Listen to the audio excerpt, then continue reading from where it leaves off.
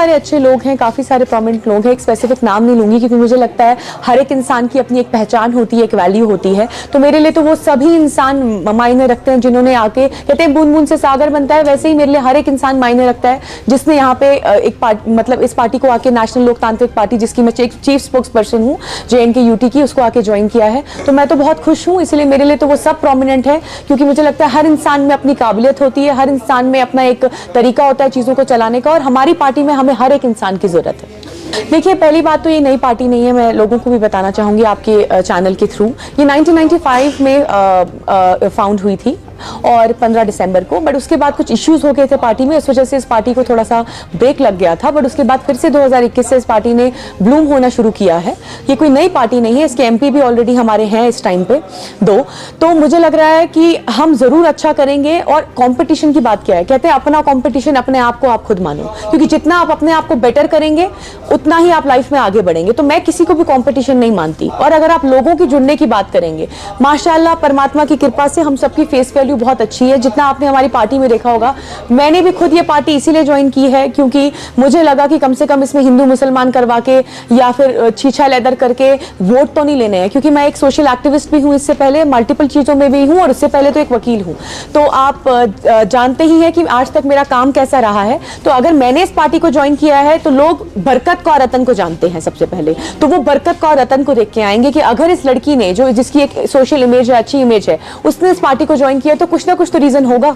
बाकी कंपटीशन अपने आप को मानो, ना कि किसी और को, क्योंकि जब परमात्मा ने, कहते हैं ना, परमात्मा के बिना पत्ता भी नहीं हिलता। जब उसने आपको तख्त पे चढ़ाना होगा ना, वही तख्त पे चढ़ाने वाला है, तख्त से उतारने वाला है। तो जिस दिन उसने आपको चढ़ाना होगा ना, आपको पता भी नहीं चलेगा। है इंसान जो है वो कर्म देखे जाए, धर्म ना देखा जाए, क्योंकि हाल ही में आप देख रहे हो कितनी ऐसी चीजें हो रही हैं। कुछ ऐसी पार्टीज हैं, मैं नाम नहीं लूंगी, जो धर्म के नाम पे वोट लेने के लिए तैयार बैठी हैं। लोकसभा के इलेक्शन से पहले ही उन्होंने कुछ ऐसी चीजें कर दी हैं कि हमें बस वोट मिले हिंदू मुसलमान करवा के।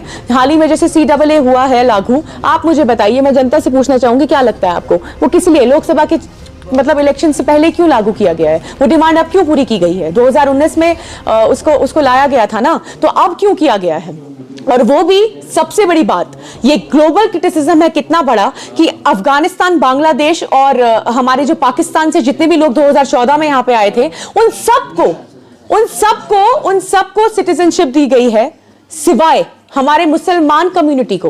तो क्या एक ग्लोबल क्रिटिसिज्म नहीं है? मैं खुद एक माइनॉरिटी कम्युनिटी से बिलोंग करती हूं, मैं इस चीज के साथ बिल्कुल नहीं हूं, क्योंकि धर्म क्यों देखे भाई? मेरे मुसलमान भाइयों की भी 2 आंखें हैं, मेरी भी 2 आंखें हैं, मेरा भी वही खून है जो उनका खून है।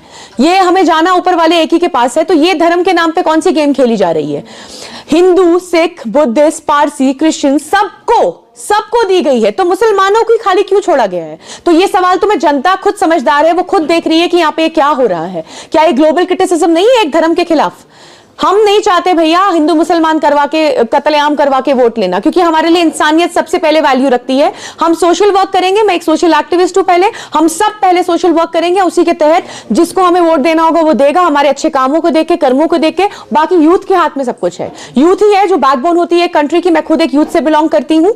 सो आई जस्ट वांट टू से, अगर देना ही था तो इतने टाइम से हम जम्मू कश्मीर के सिख जो माइनॉरिटी कोटा मांग रहे हैं वो क्यों नहीं दिया?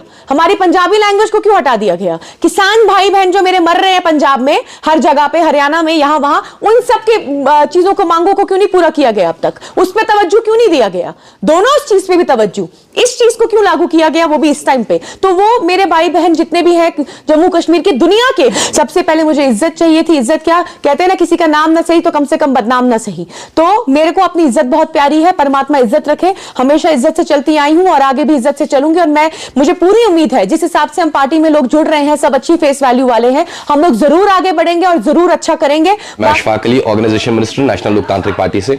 आज आपने भी देखा होगा कि डजन्स ऑफ पीपल्स जो थे उन्होंने आज ज्वाइन किया। आज हमने डिस्ट्रिक्ट प्रेसिडेंट श्रीनगर यहाँ पे नॉमिनेट किया, vice district president Srinagar nominate किया, डिस्ट्रिक्ट प्रेसिडेंट महिला आज हमने यहाँ पे नॉमिनेट किया, और भी बहुत सारे चेहरे थे जो आपके सामने आज आए।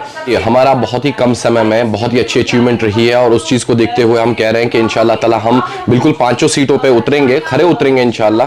और लद्दाख से भी हमारी एक सीट है, वहाँ से भी हमारा कैंडिडेट होगा।